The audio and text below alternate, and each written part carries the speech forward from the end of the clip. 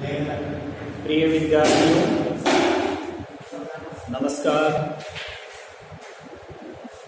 Science class 9th में आप सबका स्वागत है।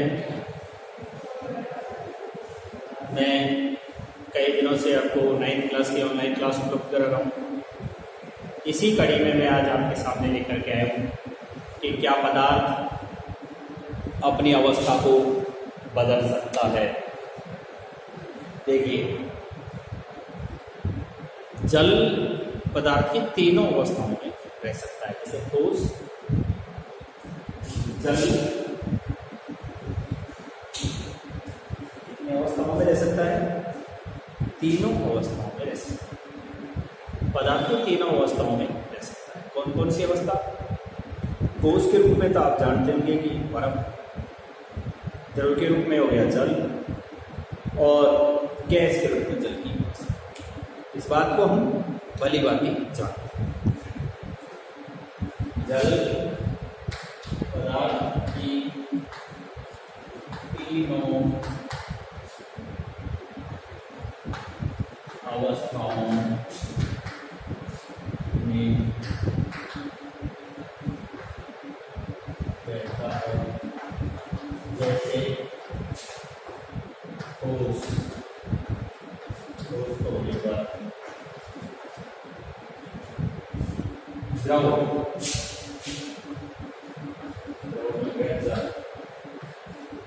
और गैस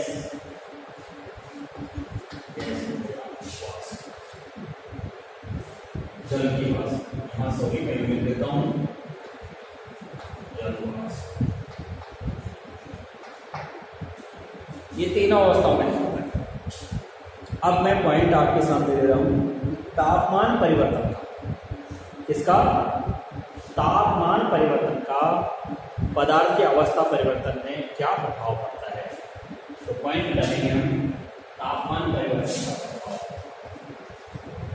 तापमान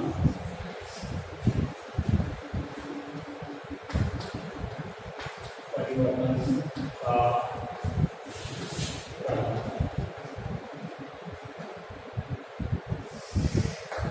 तापमान परिवर्तन के प्रभाव को नोट करेंगे और हम एक एक्टिविटी करेंगे। एक बीकर लेंगे और उसमें 150 ग्राम बर्फ का एक टुकड़ा डालेंगे।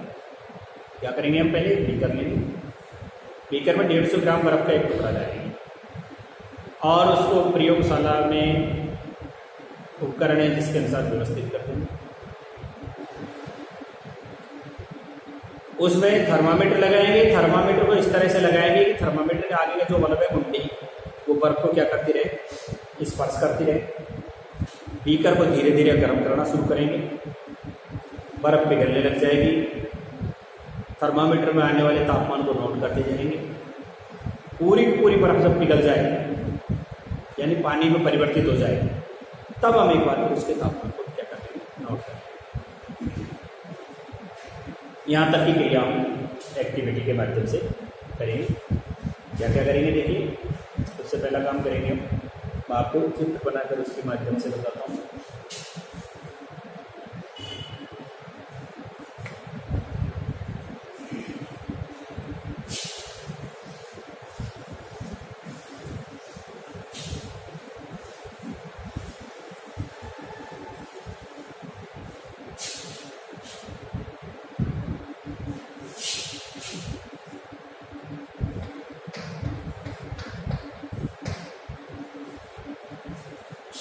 सबसे पहले हमने जैसे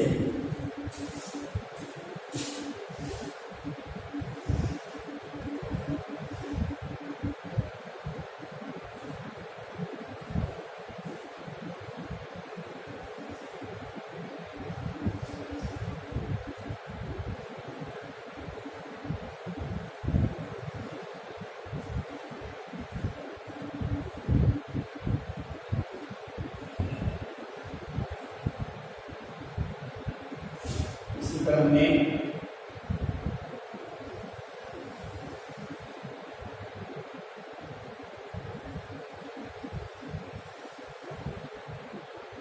स्टैंड खड़ा किया, स्टैंड खड़ा करके और उस पर क्या लगा रहे हैं हम, यहाँ एक बीकर रख रहे हैं इस पर,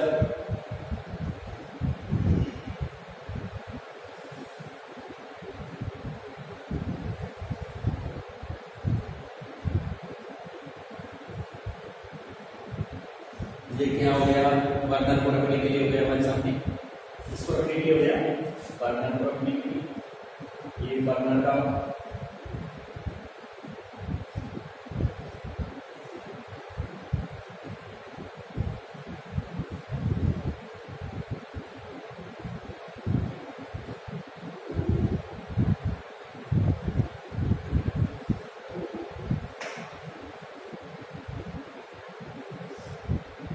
गैस पाइपलाइन हो गया,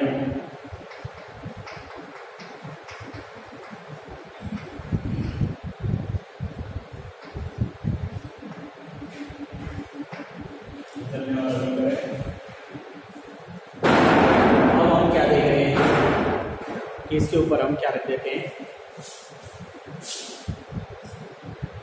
यहाँ से गोल प्लेट रखी अपनी जालीदार, और इसी प्लेट पर तैयार किया कोई बीकर हो गया,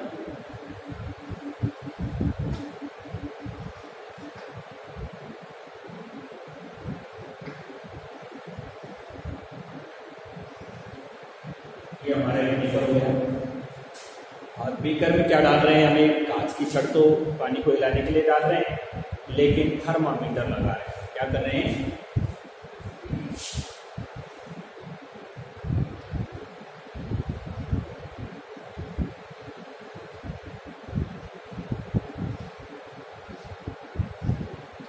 ये स्टैंड है,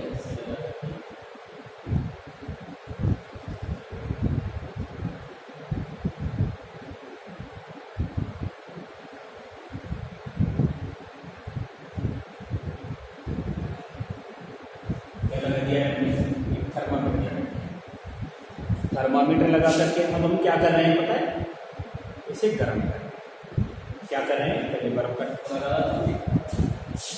जैसे मान लीजिए ये एक 150 ग्राम का बर्फ का टुकड़ा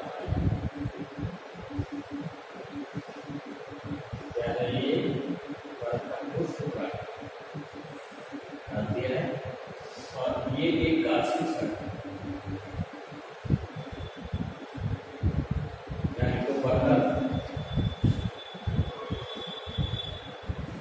गैस पाइप है, स्टैंड है,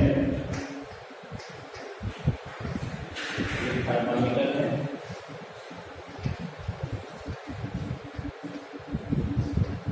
ये कांच की छड़ है, ये बीकर है, ये बर्नर लो है आपके सामने, बंद करके कांच की छड़ आ गया, बीकर आ गया, बर्फ का टुकड़ा आ गया, थर्मामीटर कांच की छड़, लोहे का स्टैंड है, लोहे का है, लोहे का स्टैंड हो गया, और ये है बर्फ का टुकड़ा। अब हम क्या कर रहे हैं, सबसे पहले हमने क्या किया, इसकी रूपरेखा के बारे में देखिए, हमने एक लगभग क्या लिया, 150 ग्राम का क्या ले लिया है, एक बीकर में 150 ग्राम बर्फ का, एक बीकर में लगभग 150 ग्राम का बर्फ का टुकड़ा लेते हैं। एक बीकर में लगभग कितने ग्राम का बर्फ का टुकड़ा लिया हमने, 150 ग्राम बर्फ का टुकड़ा लिया। बीकर को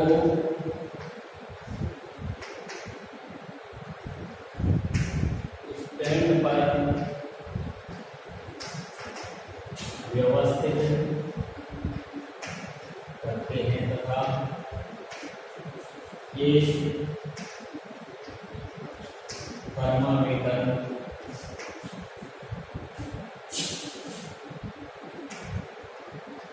स्टैंड पर लगाते हैं जिसकी आगे की नोक अर्थात बल्ब बर्फ को छूता रहे। अब बर्फ की सहायता से बर्फ को धीरे धीरे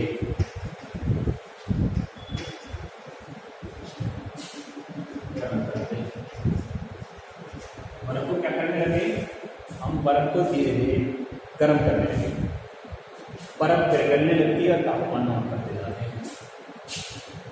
बर्फ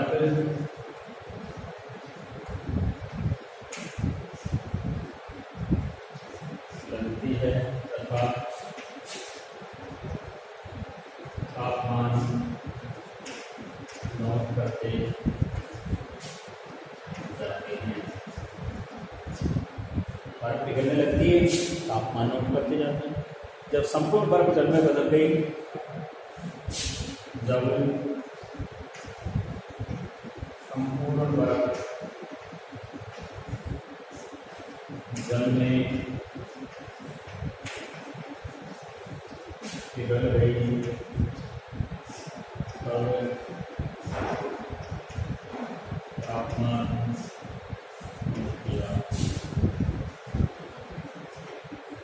सारी की सारी बर्फ जब पानी में बदल गई, तब उसका क्या नोट किया हमने? तापमान नोट कर लिया, अंकित कर लिया। अब इसी बीकर में कांच की छड़ डाल करके इसको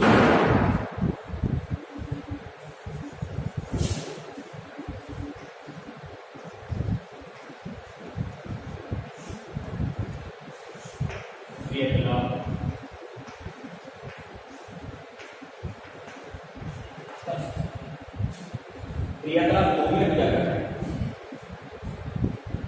देखिए अभी इसमें बदल गई है।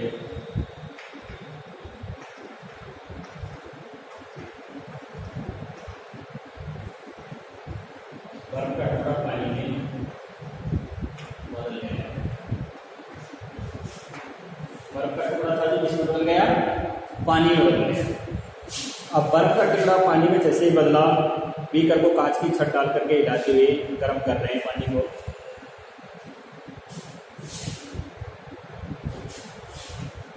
अब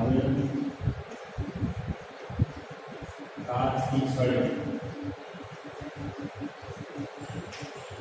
बीकर में डालकर पानी को हिलाते हुए गर्म करते हैं। क्या कर रहे हैं? हिलाते हुए इसको गर्म कर रहे हैं। पानी उबलने लग जाए और थर्मामीटर से हमने तापमान नोट कर लिया। जब पानी उबलने लग गया, तब हमने थर्मामीटर से तापमान को नोट कर लिया। जब पानी उबलने लगा, तब हमने थर्मामीटर में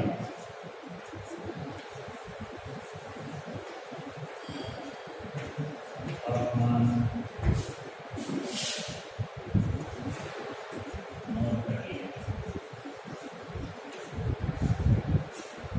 हमने थर्मामीटर से तापमान को क्या कर लिया है? नोट कर लिया। अब जल की वाष्प बनने लग गई है। अब जल किस में परिवर्तित होने लग गया है? वाष्प में परिवर्तित होने।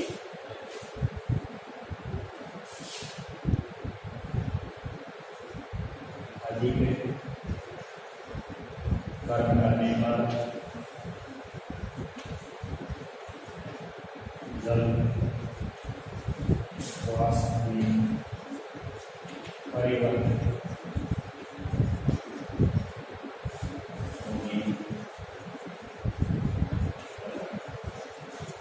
अब जलवाष्प में परिवर्तित होने लगे हैं, जलवाष्प में परिवर्तित होने लग गया।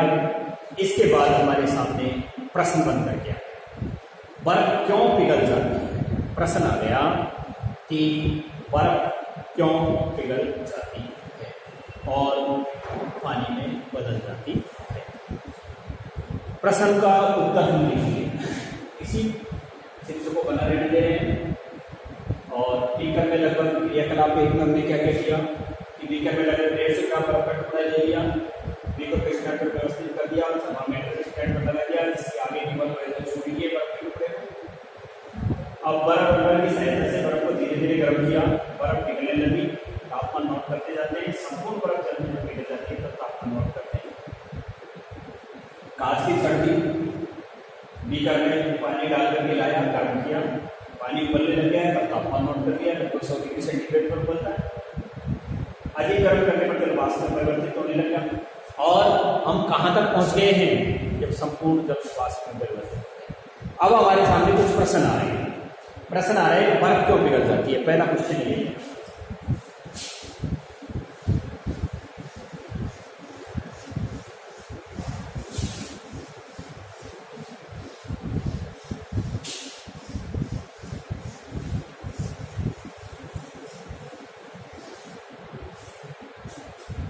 पहला क्वेश्चन आया,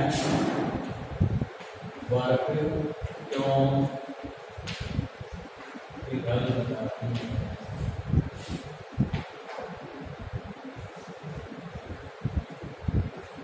फर्स्ट क्वेश्चन कि बर्फ क्यों पिघल जाती है, इसका उत्तर है, लिखेंगे कि बर्फ को दी गई ऊष्मा उसके, बर्फ को दी गई ऊष्मा उसके, बर्फ को दी गई ऊष्मा उसके कणों को गतिज ऊर्जा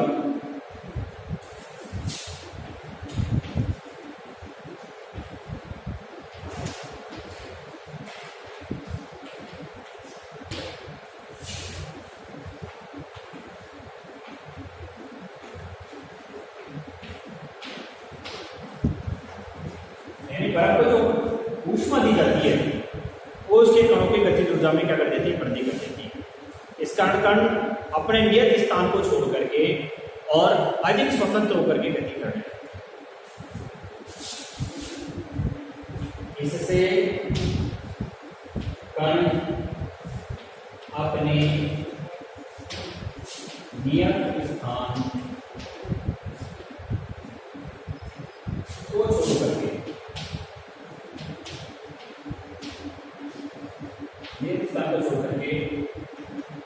अधिक स्वतंत्र रूप से गति करने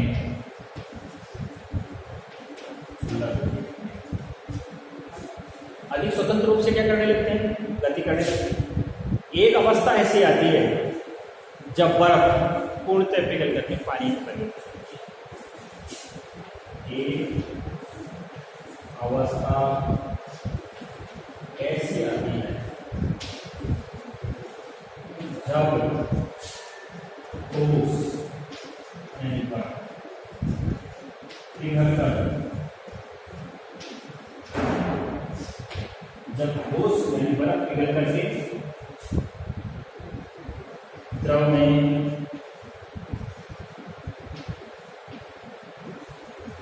बदल जाती है। बर्फ पूरी तरह से पिघल करके किसमें बदल जाती है, द्रव में परिवर्तित हो जाती है। अब आपके सामने प्रश्न नंबर 2 आया, गलनांक किसे कहते हैं। गलनांक के बारे में देखिए कि गलनांक किसे कहते हैं। यही क्वेश्चन नंबर 2।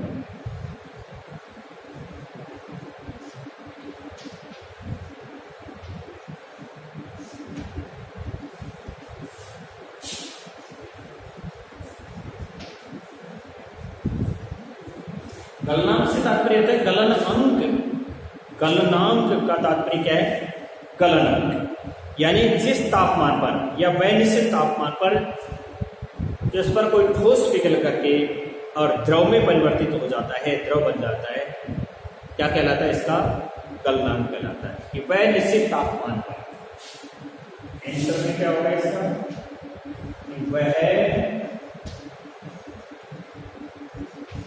निश्चित तापमान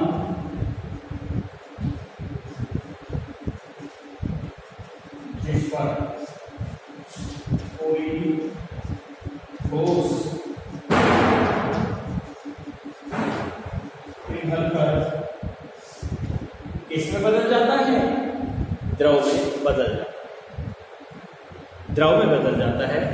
क्या कहलाएगा?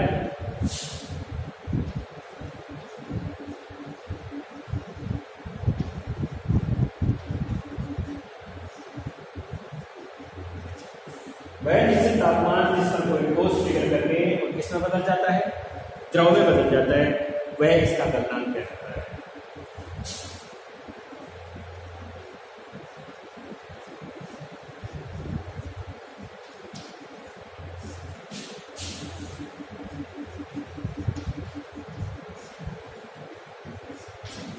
दो प्रश्न हो गए अपने सामने। कौन सा? बर्फ क्यों पिघल जाती है, एक प्रश्न। कि बर्फ को दी गई ऊष्मा उसके कणों की गतिज में वृद्धि कर देती है, इसका कण अपने नियत स्थान को छोड़कर के स्वतंत्र रूप से विचरण करने लग जाते हैं। और एक अवस्था ऐसी आती है जब ठोस पिघल करके द्रव में बदल जाता है। दूसरा है गलनांक, किसे कहते हैं? कि वह निश्चित तापमान जिस पर कोई ठोस पिघल करके द्रव में बदल जाता है, क्या कहलाएगा? वह इसका गलनांक कहलाता है। दो बातें हो गई। अब पॉइंट आ रहा है, प्रश्न नंबर 3 आ रहा है कि किसी ठोस का गलनांक क्या होता है? कोई ठोस कब पिघलता है, यानी इसका गलनांक क्या होता है?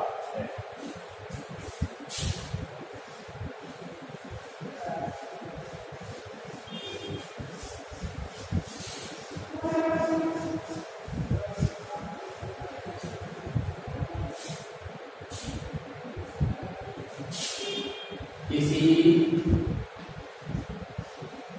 ठोस का गलनांक क्या होता है?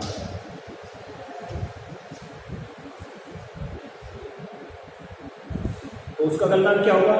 किसी ठोस का गलनांक उसके कणों के, जो कण होते हैं ना, उसके कणों के बीच के आकर्षण बल के सामर्थ्य को दर्शाते हैं। किसी ठोस का गलनांक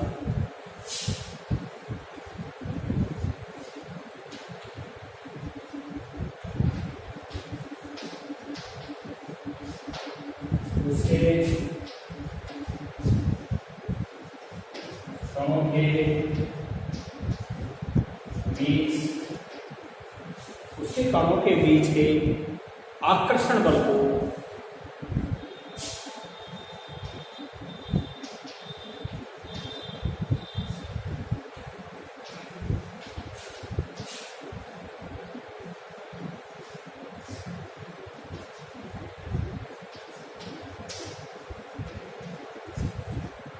किसी ठोस का गलनांक उसके कणों के बीच के आकर्षण बल को क्या करता है? दर्शाता है। बर्फ का गलनांक कितना होता है? 273.15 केल्विन होता है। बर्फ का गलनांक कितना होता है? क्वेश्चन में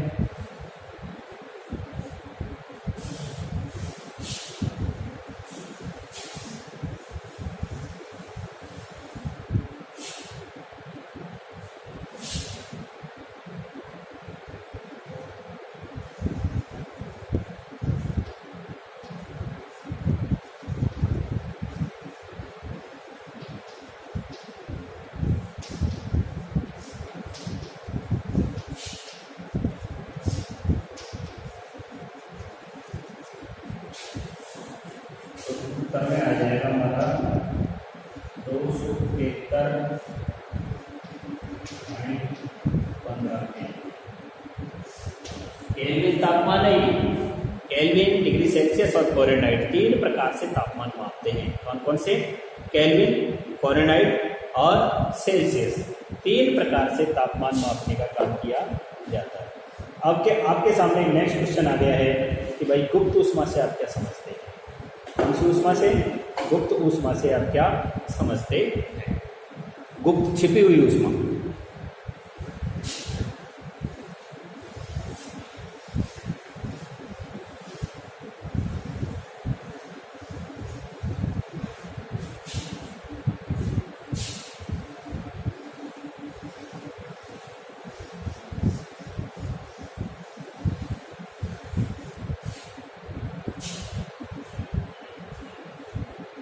प्रश्न बन गया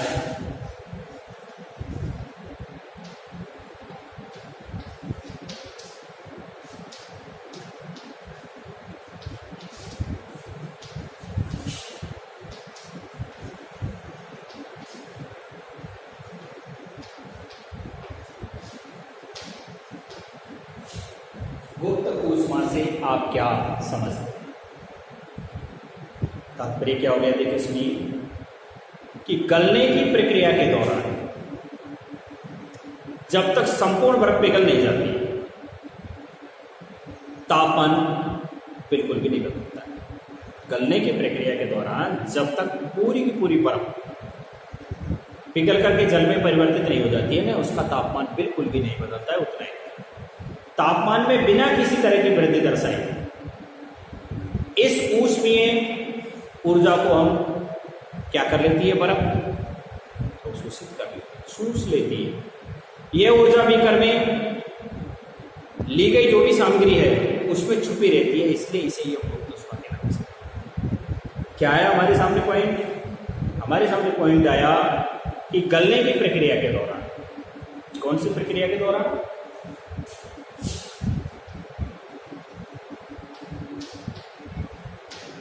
गलने की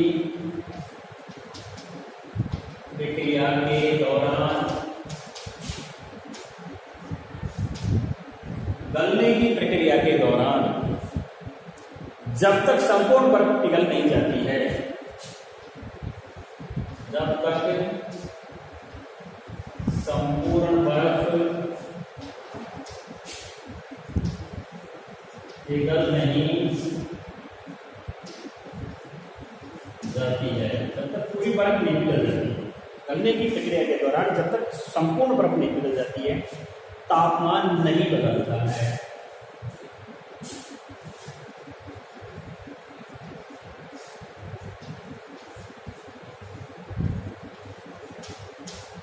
क्या नहीं होता है?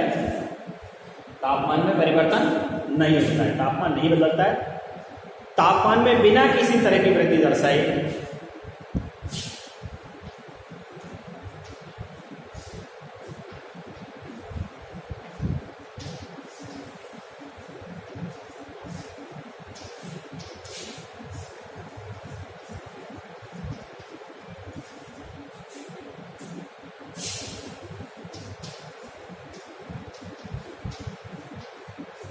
बिना किसी प्रकार की वृद्धि को क्या किए? दर्शाए। तापमान में बिना किसी प्रकार की वृद्धि को दर्शाए इस ऊष्मीय ऊर्जा को बर्फ अवशोषित कर लेती है। इस ऊष्मीय ऊर्जा को बर्फ के द्वारा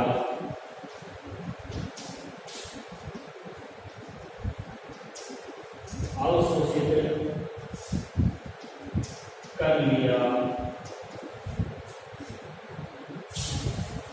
जाता है। क्या कर लिया जाता है? ऊर्जा को बर्फ के द्वारा अवशोषित कर लिया जाता है। यह ऊर्जा बीकर में ली गई सामग्री में छुपी रहती है। यह ऊर्जा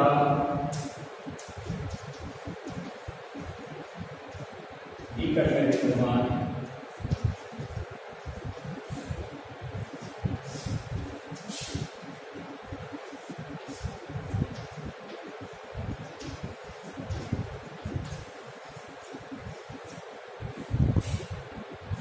बीकर में ली गई सामग्री में क्या होती है? छुपी होती है। इसे ही हम गुप्त ऊष्मा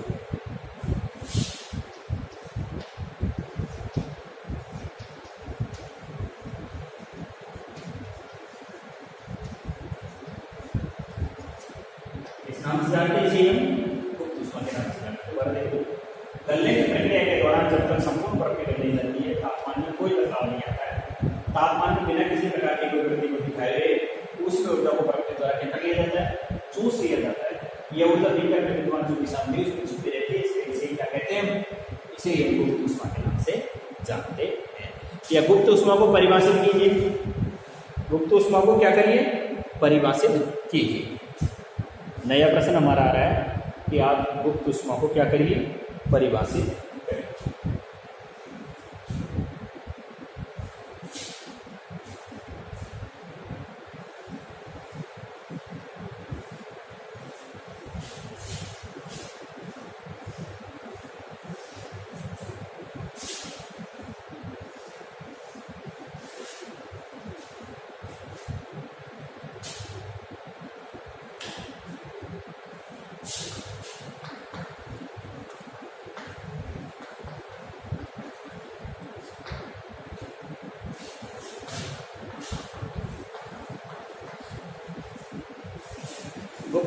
ऊष्मा को परिभाषित करें। देखिए वायुमंडलीय दाब पर 1 किलोग्राम ठोस को उसके गलनांक पर द्रव में बदलने के लिए जो आवश्यक ऊर्जा होती है उसको यह गुप्त ऊष्मा कहते हैं। गुप्त ऊष्मा को परिभाषा में क्या आ गया कि वायुमंडलीय दाब पर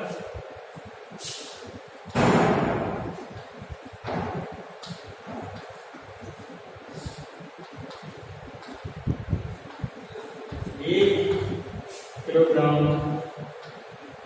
बर्फ को वायुमंडलीय दाब पर 1 किलोग्राम बर्फ को या ठोस को उसके गलनांक पर ठोस को उसके गलनांक पर बर्फ को कहते हो ठोस को कहते हो।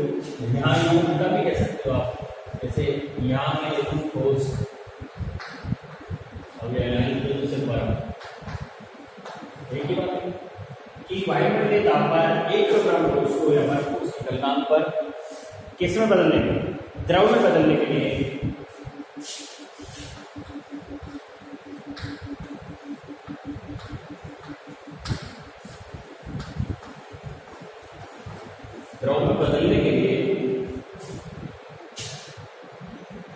आवश्यक ऊर्जा की मात्रा को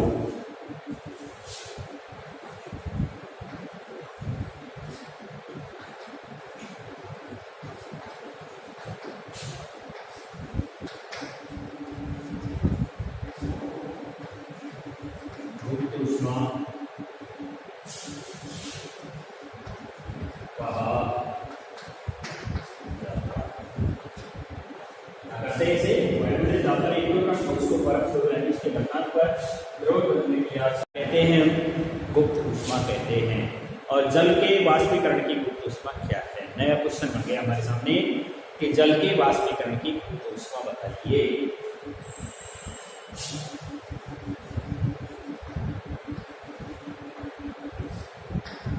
जल के वाष्पीकरण की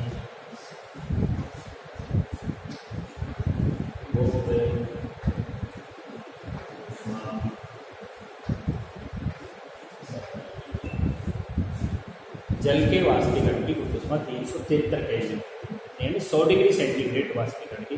कोई द्रव 100 डिग्री पर उबलने लगेगा, उबल करके भाप में बदल जाएगा, तो 373 केल्विन।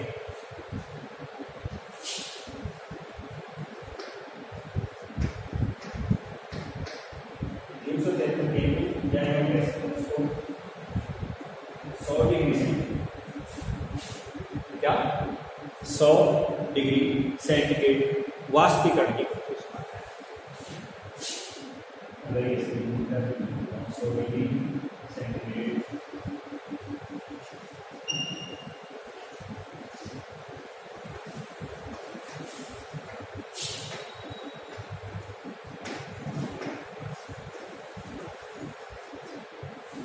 वाष्पीकरण की गुप्त ऊष्मा।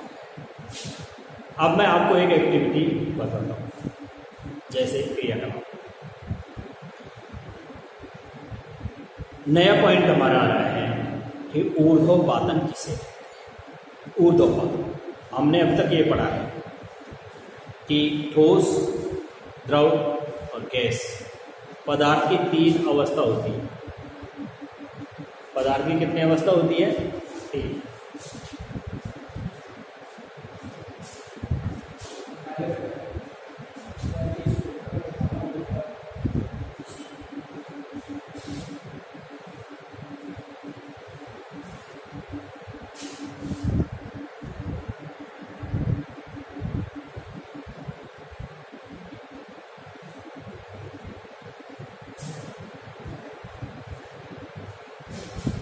ऊर्ध्वपातन जो पॉइंट है इसके बारे में मैं आपको कल बताऊंगा। आज तक के लिए इतना ही पर्याप्त है। कल अमोनियम क्लोराइड का ऊर्ध्वपातन NH4Cl का बताऊंगा मैं आपको, और उसके बाद मैं नया पॉइंट आपका लूँगा, दाब परिवर्तन के प्रभाव बताऊंगा, इससे संबंधित जो क्वेश्चन आएंगे वो बताऊंगा, वाष्पीकरण के बारे में बताऊंगा।